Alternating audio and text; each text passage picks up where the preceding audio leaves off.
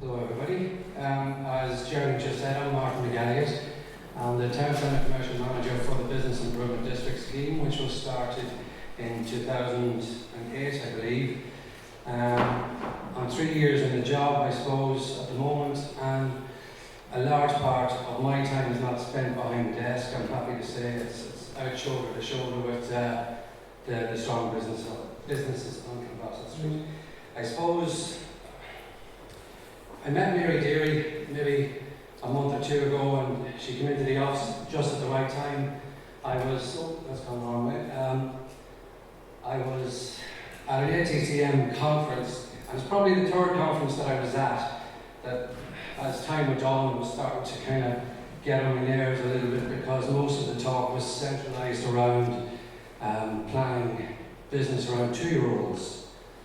And it got me thinking, you know, our businesses within the actual street themselves, they need business now. I'm not planning for business for 2-year-olds, even though I see the importance of it. It's massively important in 40 years' time or 25 years' time, but the businesses that I represent need business now. So I suppose most of the people that use Clonbrassil Street, a lot of them are grandparents pushing 2-year-olds around the street. So it's very important that these people get a voice and are heard. So when Mary asked me about Clonbrassil Street, the age-friendly project, it was Mary and Rod's idea, I believe. I felt it was just perfect timing, considering the regeneration of the street. I think we'll all agree at the moment it's starting to look great. And so it's important to be conscious of the ageing trend. It's a huge challenge for Dundalk Town Centre. We need to change. We need to make sure older people continue to play an active role within the community and don't become isolated.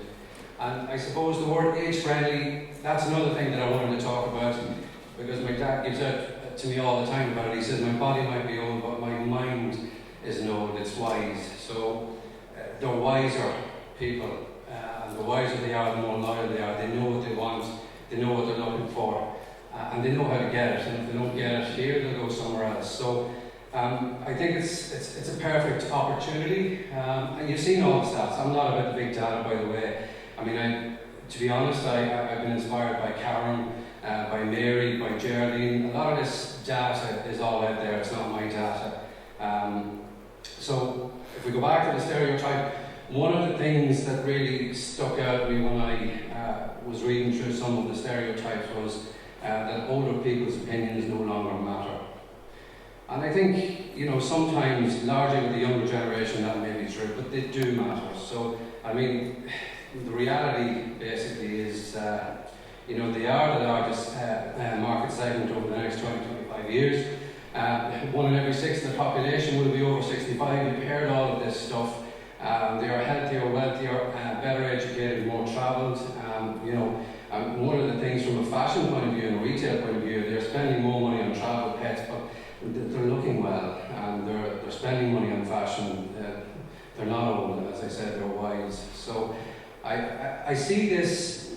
What Mary has asked me to do is try and channel some of the statistics now and all of the data that's actually becoming available to us into the actual street and start talking with the traders. So what we hope to do is set up a focus group based around the economic value to the town centre. I mean, that's quite a dramatic statistic there. 70% of the income in the USA comes from the so-called stereotype that we're talking about. So, and you know, technology-wise, everybody's getting better. We're all catching up. The Nokia phones they're still in existence, but you know, people are definitely, you know, that older generation are starting to book holidays even online. They're exploring just the same way as a 20 or 30-year-old would be doing at the moment. So in 10 years' time, you know, that's even going to be, I'd say that the gap would by and large be closed.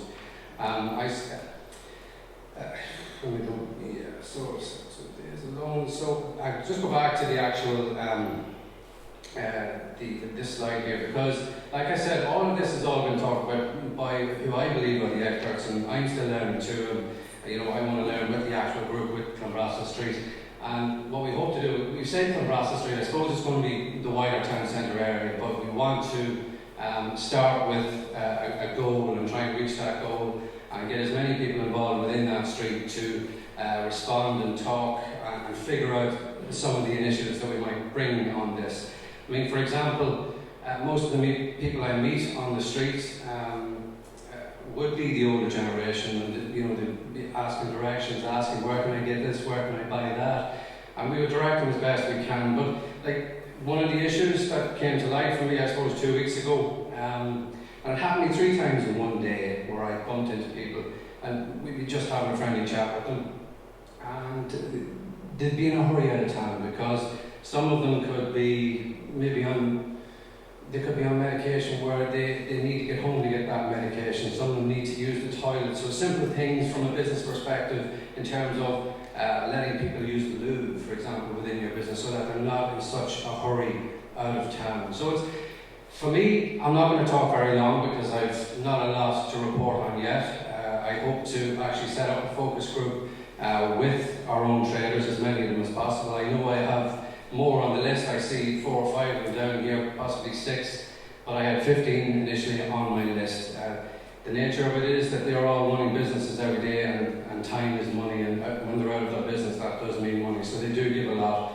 So hopefully the next presentation, if I get the pleasure of doing one, again, I'm going to skip through all of these things because it really doesn't matter at the end of the day. The experts have sold everything to you. And I loved Karen's piece here, which is walking in their shoes is good for us, it's good for your business, but it will be great for Dundalk Town Centre to actually sit down and talk about all of these issues and work out how we can